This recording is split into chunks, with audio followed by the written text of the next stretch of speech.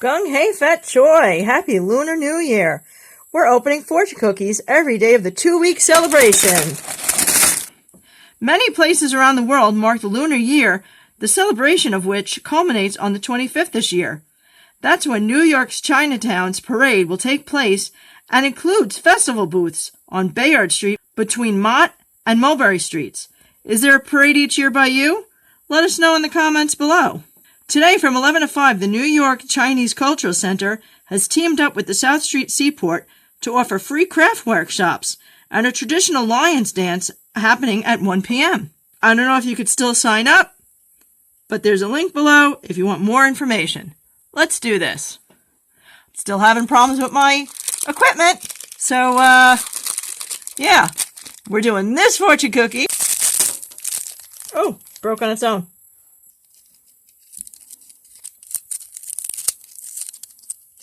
By the way, I chose this picture in particular.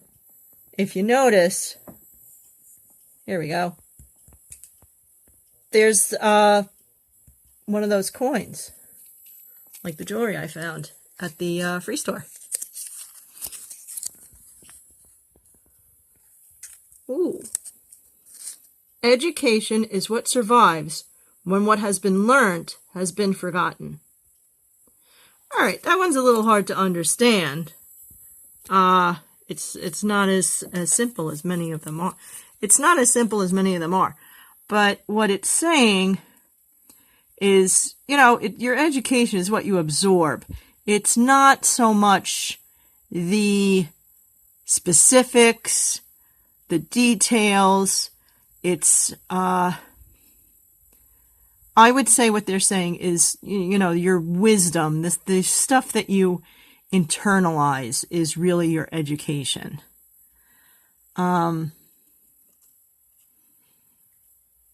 people, you know, what comes to mind for me is people who had trouble in school.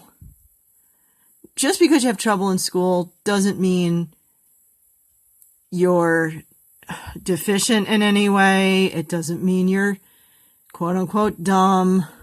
I had terrible trouble in school. I had to go to summer school. I had to go to night school to be able to pass. And then once I got to college, forget it. I had a 4.0 GPA, quite a bit. You know, some of us have tough teenage years. What can I say? A lot of people have a lot going on. And then if you get into all the sleep study stuff and brain development and whatnot, teenage years, yeah, school really should be structured differently. But school is not the end-all and be-all of figuring out, you know, who's smart and who's not, and, you know, who's gifted and, you know, who's capable.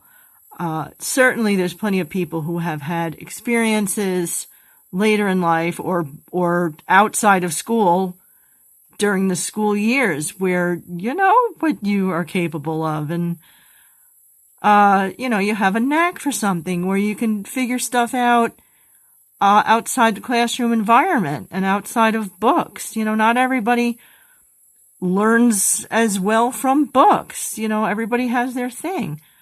Many of us like watching videos and can see exactly what somebody's doing in order to learn any sort of physical task. Different teachers teach different ways. Different students learn different ways. I remember way back in elementary school, did you have to learn the recorder? We all had to learn the recorder. And it was tough for me, reading music and keeping up and everything. Meanwhile, at home, I had a doll called a Merry Melody doll. And this thing, you could make it play, Mary Had a Little Lamb. Now, from that doll, I learned how to play more than what the doll would play. I learned how to play Mary Had a Little Lamb on the recorder more than what the doll would play. I figured it out. Now, one day, I was in the schoolyard, and my music teacher was about to walk by. So, little, whatever you want to call me, I got out my recorder and I started playing the little piece of music that I learned on my own. Of course, he noticed. He hears music, and come on, the guy knows if somebody's playing music, they're doing it to get his attention. And he said to me, "Now, how come you can't play like that in class?" Well, I couldn't. I simply could not. I was nervous. I, was in front of everybody. Had to read the music, everything. This, I managed to pick it up myself. Now you can argue that all you want, and there's different skills involved. There's, environment and everything. But my point is, don't use school as a yardstick of your capabilities. And, just something else I've heard people, admonish themselves over, that they don't remember things that they learned. I used to do this and I used to know that. You might forget the details, and especially stuff you never use. When was the last time you used sine, cosine, any chemical names and stuff? Hey, you might need your potassium. You might remember the sign for that. I do. Because that's a thing for me, because it impacts my life. The stuff that's not being used, of course, you're gonna most likely forget it. You don't need it. That's efficiency. That's a good thing. If you remembered everything, that's nightmarish. If you know anything about, there are people with conditions that they can't forget anything. They remember it's terrible.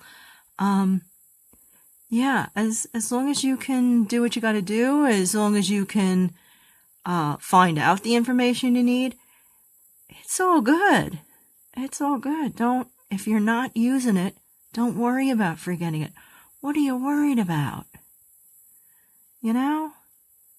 Let's be kind to ourselves. Let's be realistic. You don't have to remember all the historic dates that you learned in school. You don't have to remember all the names of the different dinosaurs. If it's not coming up in your life, if it's not an interest, if it's not impacting your job, your family, your survival, so on and so forth, forget about it.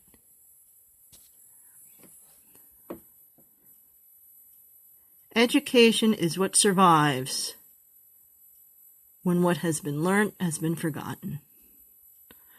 It's just truth. And the cautionary part of that is, if you don't have proof, look into it and find what you need to back up what you're saying, especially before you get into an argument with people. That's my time. Happy Year of the Dragon. Cheers.